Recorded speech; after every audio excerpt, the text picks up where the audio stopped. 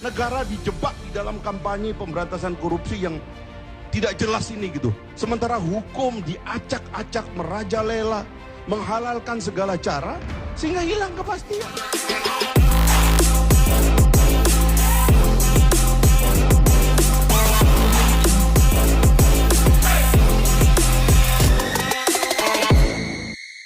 Terima kasih Bang Karmi. Soal migas saya kira tadi kawan saya dari satu kampung sama saya Pak Kurtubi sudah bicara banyak tadi. Kebetulan beliau nyalek juga, itu mudah-mudahan terpilih. Sama dengan saya juga. Saya tadi tertarik sama Einstein tadi gambarnya itu. Jadi ada satu hal lain yang dikatakan oleh Einstein selain temuan dia yang mengubah wajah sains itu, dia mendefinisikan tentang kegilaan. Dia bilang insanity itu dia bilang atau kegilaan itu orang yang melakukan hal yang sama berkali-kali dan mengharapkan hasil yang berbeda.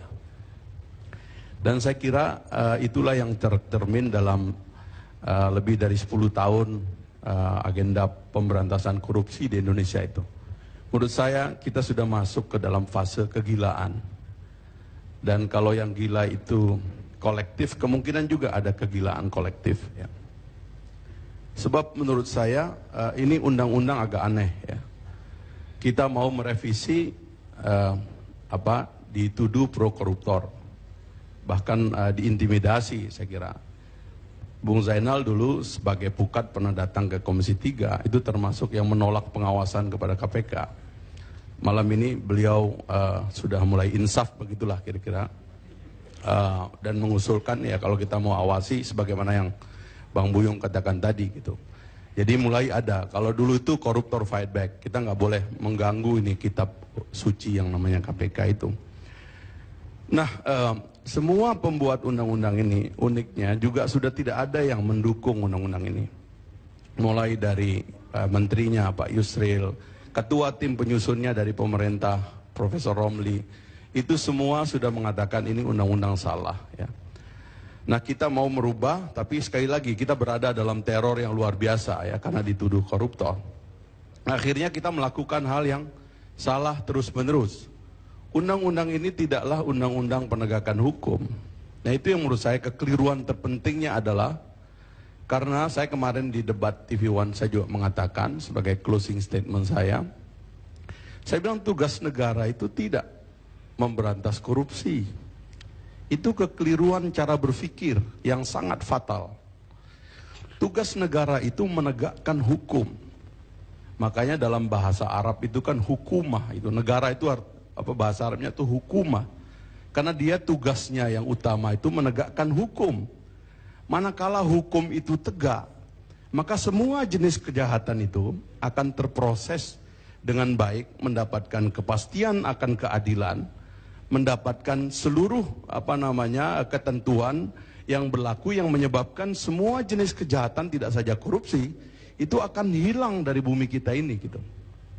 Tetapi kalau dibalik, tiba-tiba negara diajak pada kampanye perang melawan korupsi, inilah yang menyebabkan munculnya yang dikhawatirkan oleh Bang Buyung tadi ya. Tujuan menghalalkan cara. Ini problem di dalam peradaban umat manusia yang berulang berkali-kali. Itulah yang dilakukan oleh KPK. Sehingga hilanglah sikap kritis mereka bahwa yang mereka lakukan itu sia-sia. Sia-sia, ini omong kosong kok. Dan mereka itu mulai tidak kritis dengan apa yang terjadi pada dirinya. Bung Johan, Anda itu sudah lebih dari 6 tahun jadi juru bicara. Sudah menyatu pada diri Anda itu kekacauan gitu. Anda itu pernah ditolak oleh DPR menjadi calon pimpinan KPK karena Anda dianggap melanggar etik. Anda menemani Andi Raharja ketemu dengan Nazarudin. Pimpinan-pimpinan Anda itu menolak untuk diadili. Takut diselesaikan di dalam komite etik. Padahal di dalam undang-undang KPK pelanggaran etik itu pidana 5 tahun. Jadi otak kita ini sudah nggak ada yang sehat karena berputar itu ya. Negara dijebak di dalam kampanye pemberantasan korupsi yang tidak jelas ini gitu. Sementara hukum diacak-acak, merajalela, menghalalkan segala cara, sehingga hilang kepastian. Saya sampai hari ini, ada Palmer nggak di sini? Saya ngomong soal IBAS. Mohon maaf ini Bang Sutan. Sekjen saya itu nggak ngerti apa-apa, Sekjen PKS. Tiba-tiba mondar-mandir dipanggil KPK. Hanya mau nanya ADART. Anda kan bisa download di website. Tapi Sekjen Partai Demokrat, Ketua SC, penyelenggaraan Kongres, disebut terima uang, Anda nggak berani panggil kok. Mana yang disebut dengan equality before the law? Omong kosong. Ini semua menurut saya sihir yang sesat dan menyesatkan. Yang menurut saya setuju tadi Bang Buyung mengatakan, saya tidak melihat dia sebagai lawyer. Saya melihat dia sebagai guru kita semua. Sebagai orang yang hidup dan matinya diletakkan pada perjuangan untuk menegakkan sistem yang menegakkan HAM. Dan saya mau mengatakan saya di belakang Bang Buyung. Begitu negara kelihatan agak congkak, saya akan melawan duluan. Mau siapapun yang mimpin. Petantang petenteng orang-orang ini kok saya lihat. Menurut saya petantang petenteng ini harus diakhiri. Ini orang disetir oleh penyidik-penyidik yang menikmati cara kerja lama kok. Persetan Anda menyadap semua orang, saya tahu ini kan semuanya kan hasil sadap. Semua yang Anda lakukan hasil sadap. Dan hasil sadap itu adalah alat untuk mengembangkan. Dalam kasus-kasus yang saya pelajari, Anda tidak menemukan apa-apa di awalnya. Tapi karena Anda sadap semua orang, akhirnya Anda ketemu apa-apa.